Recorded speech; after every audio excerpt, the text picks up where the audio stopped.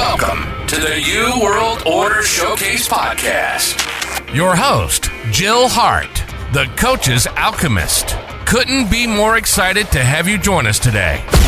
On this podcast, we celebrate the champions of change, the up-and-coming life, health and transformational coaches who are fearlessly stepping forward to make a difference in the world. Get ready for inspiring stories, practical tips, and powerful moments that will motivate you to make a positive change in your life and those around you. We're happy to have you join us on this incredible journey as we dive into the world of life, health, and transformational coaches who are lighting up the path towards a better tomorrow.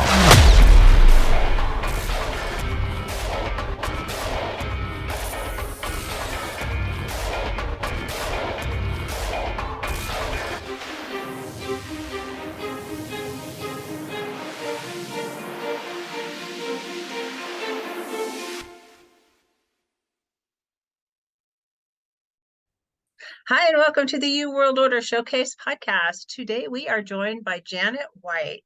Janet White is from Finding Bliss Beyond the Buzz. I love the title of that.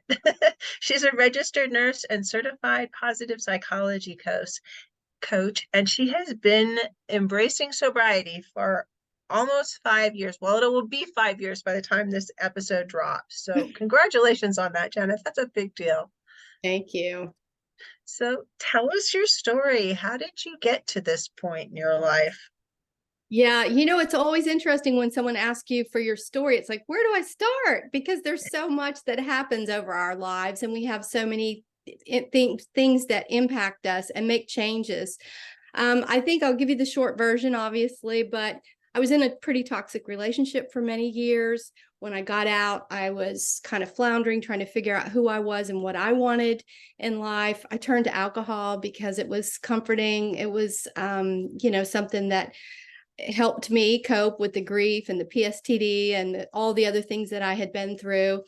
And then I realized when my first grandbaby was born that, oh my gosh, I'm killing myself with this stuff. I mean, I didn't drink more than anybody else really, but just having that habit of every night needing that glass of wine to calm down from my stressful job, to relax, I thought, I realized that it wasn't healthy. And so I really became convinced that I needed to do something different. So I changed my stressful job. I became a coach. I gave up alcohol, all those things, and basically really started my self-development journey. I've probably been on my self-development journey for quite a while, maybe when I left the toxic relationship, but really heavy duty in the past 5-6 years. So what I do now is I help other people. And men, women, doesn't matter, but I kind of gravitate towards women because they are the ones I feel like that we so often put ourselves on the back burner, and we just push through life with our children, our career. We take care of our parents. We do what the community wants, our church wants. We do it all to our own detriment. And so I think my message is stop putting yourself last and start, doing things for yourself. Make sure that you get rid of these toxic relationships, these bad habits, develop good things for yourself while you're younger, and stop listening to those limiting beliefs in your head that you're not worth it and you can't do it. So that's kind of me in a nutshell. I'm just over here shaking my head. Yeah. Going right along with you. And it is true, when you get older, you have a lot more things have happened to you in your life that have really got you to the place where you're at, made a lot more decisions. So when you embraced sobriety, was it hard? Absolutely. I mean, let's face it, every single thing that we do involves alcohol. I mean, it's very difficult to be social in our culture without having a drink. I mean, it's if you go to the football game, you got to have a beer. If you go to a nice restaurant, you got to have wine. I mean, we have booze at baby showers. I mean, that's ridiculous, but we do. And so when you make the decision that you want to stop, it's kind of like, what? Why would you do that? And then there's immediately oh, you must be a terrible alcoholic. I feel so sorry for you. No, maybe I just want to quit drinking. I mean, it's not healthy. So yeah, you got to change up a lot of things in your life and kind of rethink about the way that you socialize. I can sober dance with the best of them now. I'll meet you down at the club and we can do some sober dancing. But at first, it was really tough to try to figure out who I was and how to cope with all these raw emotions that I had been numbing without the alcohol. It's interesting. I told you just before the show that I recently embraced sobriety, and I didn't I don't know why, but I haven't found it particularly difficult. And I was drinking quite a bit. I had like 2 or 3 glasses of wine every night Yeah. at least. And I just decided I decided on it was September 7th. I had decided before that was our anniversary, my husband's and my anniversary. And I had decided that few days before that, after the anniversary trip, I was going to embrace sobriety and not participate in drinking because it was making me feel bad. It was affecting my health in a lot of ways that were kind of subtle. I wasn't ever really hungover, but you always have this low level hangover if you've consumed alcohol for a long period of time. You're never just really all there because your body just hasn't had time to like detox from all of that crap. so, um, so I had this encounter with a hawk, and I think maybe it was from the encounter with the hawk that um, it hasn't been difficult for me. It's like other people drink around me, and I don't care. I have other things that I particularly enjoy. I'm mostly a water drinker and I drink tea. I love coffee first thing in the morning, but I can't have caffeine beyond that. It's like if it's 8 o'clock and I'm drinking coffee, I'm going to have trouble sleeping it. Oh my. So I have to get up early to have my cup of coffee. But it's just been an interesting journey to me, and I'm always interested in how other people have adapted. Have you found other things that you're incorporating into your life instead of alcohol? Yeah, I mean, I think for me it was I think part of it depends on why you use alcohol. I Mhm. mean, and let's face it, it's not if when we start out, it doesn't really even taste good. We acquire a taste for it. It's ethanol. It's not good for us. And so our body immediately Food rejects it. poison.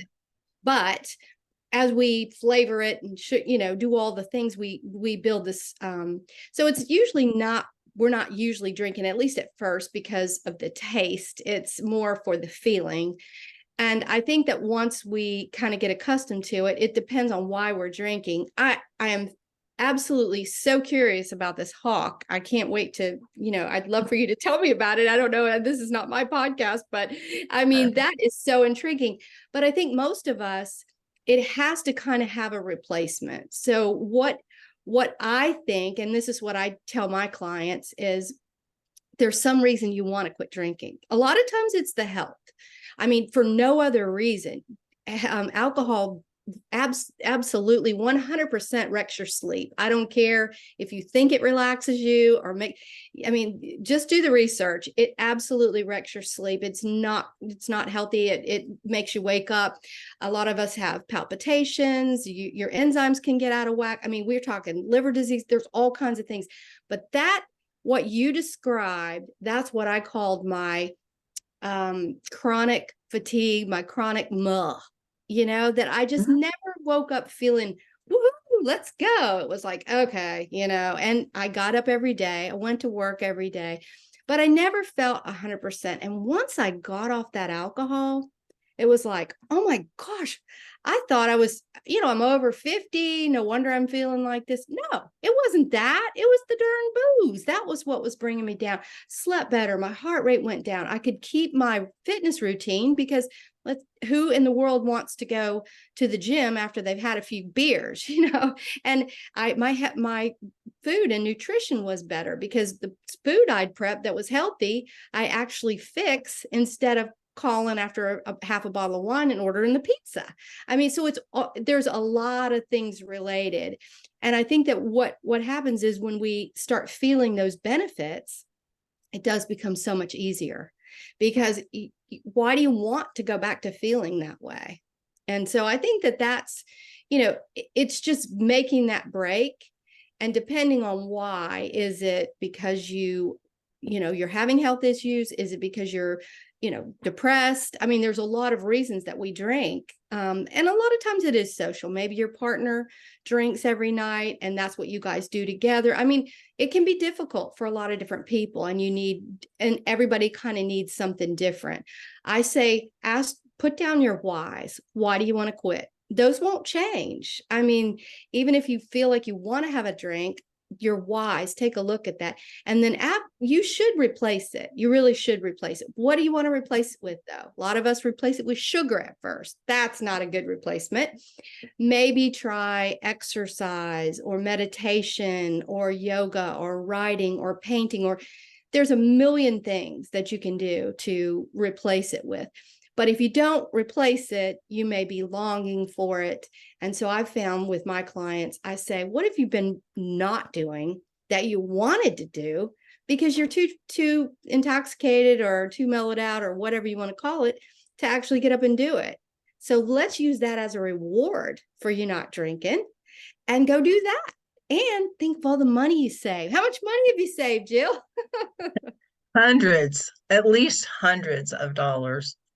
And it hasn't been that long for me. So I replaced it with, I like tart drinks. I'm not really a big sugar person. Like, I like chocolate, I admit, but I would rather have something tart. And so what I started doing was drinking cherry juice, which also has the precursors for melatonin in it, so that it actually benefits you in helping you to sleep better. But I add Pellegrino to it, so it's carbonated, and it makes me feel like it's the right color. It makes me feel like I'm having that adult beverage, and it's really good for me. Other than, carbonated things aren't really good for your bones, but I don't drink a lot of it. So, and it's not soda pop, which is like terribly horrible for you. It's just poison in a different form. So I do that. And then there's also this other drink that I found. It does have caffeine in it, so I have to be really careful when I drink it. But it's called Ancient Ones, and it's a mushroom drink. It too is carbonated, but it comes in like cola or root beer or lime flavors. And they're kind of reminiscent of beer without actually being beer. And I know there's like non-alcoholic wine and there's non-alcoholic beer. And if you really feel that need to do that, that's up to you. But I don't, when I quit something, and I quit smoking years and years ago, so I'm familiar with the idea of, giving up a bad habit. But I do feel that if you have some new habits to put in, like I started drinking tea at night before I go to bed. We have a nightly ritual. My husband brings me tea and we just have tea as we watch television and whatever. But places where you normally drink alcohol, if you have something that you could just move right in there, and then it becomes the habit that you do that instead of the habit of drinking the wine or whatever. That's just my thoughts on it. I mean, and I've had some non-alcoholic drinks. I'm not a huge fan, but I do think they serve a purpose, especially when you're in a social setting. I mean, a lot of people really struggle with telling people that they don't drink or going under the scrutiny of why don't you drink. Our society is really not all that keen on, what everyone drinks. Why don't you drink? And if you don't drink, what's wrong with you? So I think just to put that at ease, we have gotten more and more confident in our sobriety, in our movement, that I just don't drink. I choose not to. I like to feel happy. I like to feel good. I like to have more energy. I like to sleep better. But until you're ready to make that statement, commitment, and you're that, having a non-alcoholic drink instead of a regular alcoholic drink is a great option. So yeah, I'm with you. That's not what I do all the time, but I think at first, especially anybody who is struggling with alcohol, they want to make the change. They want to make the break, whatever it takes. I mean, you can tell people you're on a medication. I mean, whatever you want to do, until you embrace it. Like you said, I love that term, that you embrace sobriety. I like that. I chose it on purpose. I've actually tried to quit drinking. That the whole quitting something means that you're denying yourself that thing that for some reason your brain just is like, oh, I want to have it. It's just like anytime you go on a diet, you like suddenly can't live without all of these things that, you really could live without because you don't really like them that much. But because you're on this diet and you can't have them, suddenly it's this big deal. And so I chose the word embracing sobriety, because it's a positive way to look at what I'm doing. I'm choosing this path. And, for right now, it's serving me really well. It's not that I can't drink, because I'm perfectly capable of drinking. I didn't quit because for any other reason than I'm just choosing to be sober. And however long that lasts, that's how long it lasts. And I'm leaving that open. Yeah, I love that. Well, and I think it's about mindset, isn't it? I mean, it really is about our limiting beliefs. We tell ourselves things and make it difficult on ourselves. We are our own worst enemies. And so saying I can't versus I don't, or I don't want to, or some other positive spin sends us down that negative pathway. Of course, we become defensive. We automatically decide, oh, well, if I can't, then I want to. I mean, we've done that since we were little kids, right? just tell my granddaughter she can't have something. That's all she can think about. And we're no different, really, even as we age. And so we have to almost learn to embrace, as you said, or to groom how we talk to ourselves. And that's another big focus in my practice. Is I have so many people who come with all these limiting beliefs. They're stuck down in these toxic relationships. They're tolerating things. They don't set their boundaries. They are stuck into these unhealthy habits and patterns. And part of it is you have to learn how to talk to yourself. You have to be able to, instead of saying, I can't do this, I don't choose to, instead of saying, I'm a bad person, I made a mistake. What we say to each other, ourselves, really does matter. And we hold on to these negative beliefs, these limiting beliefs that we picked up along the way that have no validation. They're not even valid. Number one, they're not reality. They're not. But yet we hold on to them and we let them control us. I love the story about one of my clients, and she came, we were talking about what she liked to do or whatever. And she said, I really, really always wanted to sing. Well, she was in her 40s. And I said, well, why don't you sing? And she goes, well, I'm not good at it. And I said, well, what do you mean you're not good at it? Sure.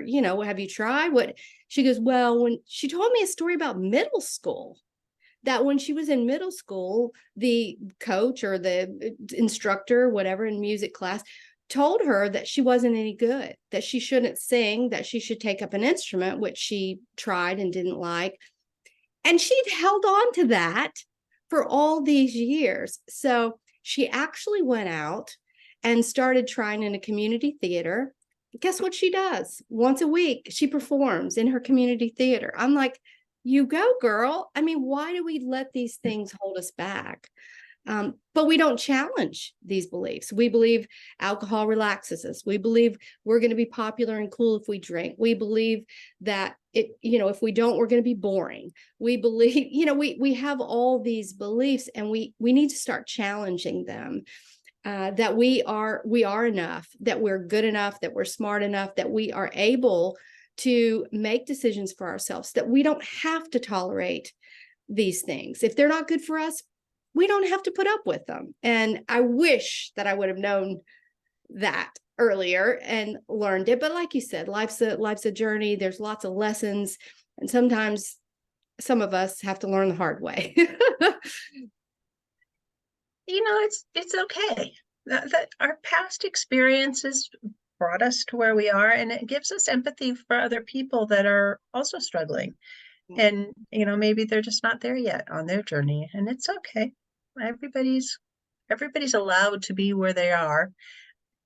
I do love your idea about changing your mindset. Marissa Peerce has a line that she uses, is tell yourself a better lie. Yeah. Because nothing is reality unless you create it yourself. And we create our reality around what we're thinking and what we're thinking other people are thinking about us. Yeah. And the truth is, no one is thinking about you. They're always thinking about themselves and wondering what you're thinking about them. And you're not thinking about them either. Right. That's a wisdom gem. If no one heard anything else that we said today, except that, it would be so worth it. I mean, I think we do this subconsciously. What happens is we call someone and they don't call us back. Well, what happens? The dialogue begins. Well, are they mad at us? Have they done something wrong? It all becomes well, she didn't even call me back.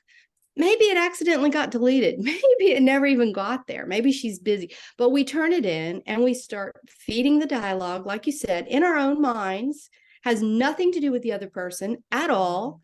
And then weeks go by and we're angry that they didn't call us back. Maybe they didn't even get the message. So yeah, I think it's being able to recognize that so much of what we believe, it's not even real. I mean, that's kind of freaky when you think about it, but it's the truth. We make up. So why not? This was the key for me. So if I'm going to go ahead and believe whatever I want, why don't I believe something positive?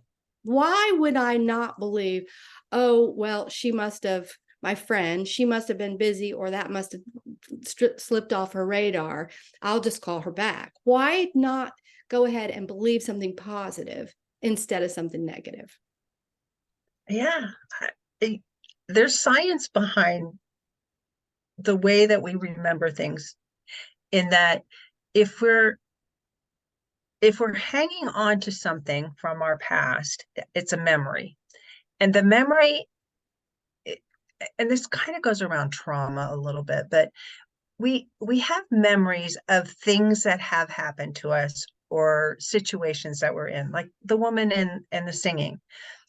She's made up this story in her head of this memory. If you ask that instructor, probably wouldn't even remember who she was to begin with. And it probably had to do with the fact that they've said this so many times in their career, and they've forgotten that everybody starts at zero. Nobody is just born with this innate ability to do whatever. Well, maybe there are a few people that are gifted that way, but we're all gifted in some way. Right. And so, but it doesn't mean we can't do other things or pursue other things. But the crux of what I was trying to get at is that if we change how we perceive that memory, if we adjust our thinking about it, it actually changes what that other person remembers about it too, if you get back together. So you can attach whatever emotions, feelings, thoughts you want to any memory that you have that's not serving you very well, and just make it a better story. Make yourself the hero of that story. It's going to empower not only you, but anybody else that was involved in the situation. Yeah. And I think, the way we criticize ourselves, we are always our own worst critic. And you take a photo, a group photo. Now, what do you do when you look at that group photo? Look You at yourself zoom in first. on you. That's right. You zoom in on you. And if you think the picture looks bad of you, guess what? It's a bad picture. So it's very interesting how we we take all the information personally, but we're our own worst critics. Someone else may not see it that way at all. And I think that's been another great revelation for me. I look back at some of my pictures back in the past in my 20s, and back then I thought I was fat. I thought I was this and that. And I'm like, oh my gosh, I looked pretty good back then. I mean, it's like we never appreciate who we are and what we have. And that's another big part of what I do, is trying to get people to embrace their unique qualities. You said it. We all have talents. We all have our own abilities, and we're all different. And that's good. That's a good thing. And every experience that we have makes us stronger. It makes us more empathetic. It gives us the strength to do what we do. And so when we look at ourselves, instead of picking on our flaws, our quirks, a lot of times those are the things that endear people to us. For instance, I have this horrible habit. And now, how in the world would anybody who has this kind of habit get on podcasts and talk? But I call things the wrong name a lot of times, like restaurants. And my family laughs at me so hard because it'll be the Old Smokehouse and I'll call it Smoky Joe's. And I'm just always naming and then we laugh and we all call it that, so, but it's like, you should know the name of these places, but they all laugh and it's kind of funny, but that is just something quirky about me that I do.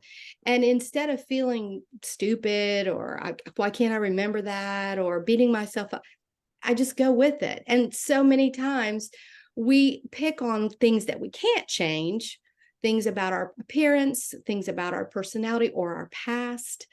And we hone in on how horrible they are. We wish that they were different. And, I'm all for self-improvement, and I've done a lot of self-improvement, and I think everybody should strive to be the best they can be, but some things you can't change, and you have to embrace and accept that we're all, we all are flawed. We all have imperfections, and it's okay, and accepting yourself and loving yourself, even with those, it's a big challenge because we want to be the critic. Let's be our own best fan. Let's be our, cheerleader. I couldn't agree with you more. It's just so important if you don't love yourself, how can you expect other people to love you? I mean, if you're constantly putting yourself down and highlighting the things that aren't that flattering, why would you think anybody else would want to be around that? And, it does come down to boundaries in some ways, where if you put good boundaries around yourself and you're only around people that really are more positive in their outlook on life, they too have done a little bit of self-improvement work, and they're interested in talking about, the possibilities rather than the past. The rearview mirror in the car is really small, because you just need to glance at it every once in a while. Make sure that, nothing's going to come up from behind you and whack you in the head.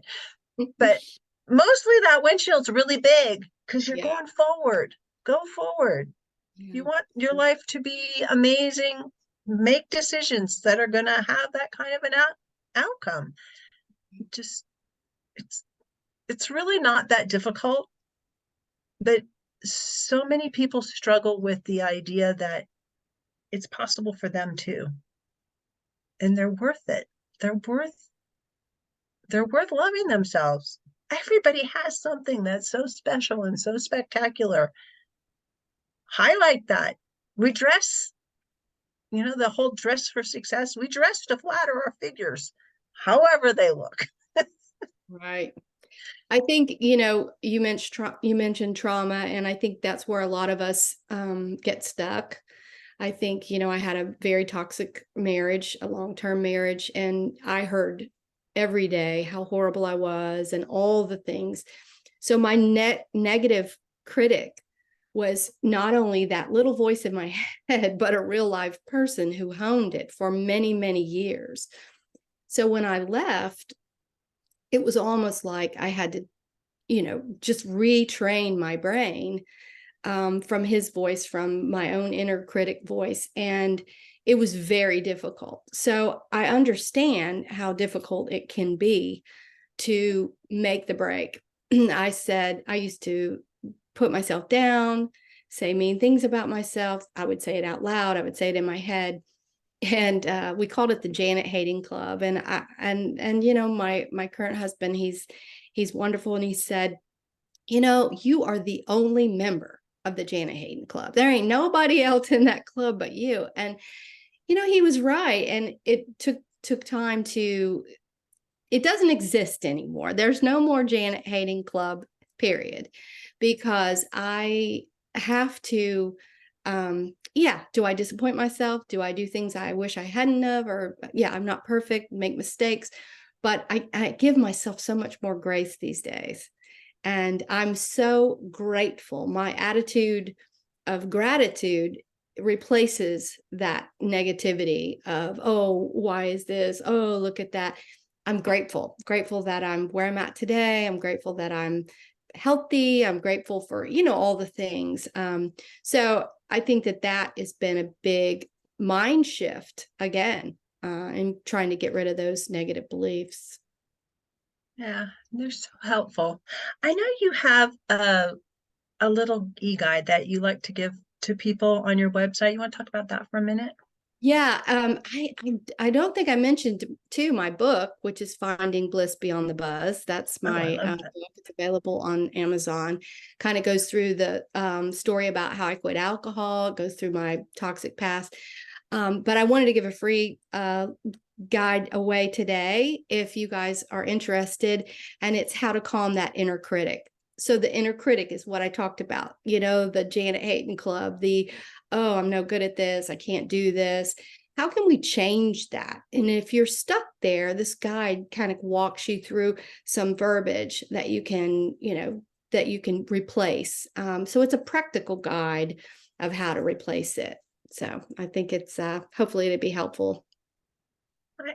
I'm sure it can't hurt, because right. That's like the number one thing that you got to fix first. Is still in that inner critic. So I'll make sure that I put a link to that in the show notes below, and a link to your website. Is there one thing that you would like to leave the audience with today? I think the most important thing is to listen to your, not the inner critic, but that little voice inside that says, yes, I can. Because don't stay stuck in a toxic relationship. Don't stay stuck in these limiting beliefs or with these negative habits. Give alcohol a chance. Take a break and see how you feel. If you don't like it, you can always go back to drinking. But give yourself the space to explore and figure out what's best for you. And you're worth it. You are worth it. Thank you so much for joining me, Janet. This has been a lovely conversation. Thanks for having me. Thank you so much for tuning in to another empowering episode of the You World Order Showcase podcast. We hope you've enjoyed hearing from our incredible life, health, and transformational coaches who are making a profound impact on the world. Remember, change begins with you, and you have the power to transform your life and the lives of others. If you want to take that next step and unlock your true potential, visit thecoachesalchemist.com, where you can find the 3 ways we can help you for free to spin your talent into gold with clarity, a system, and a plan.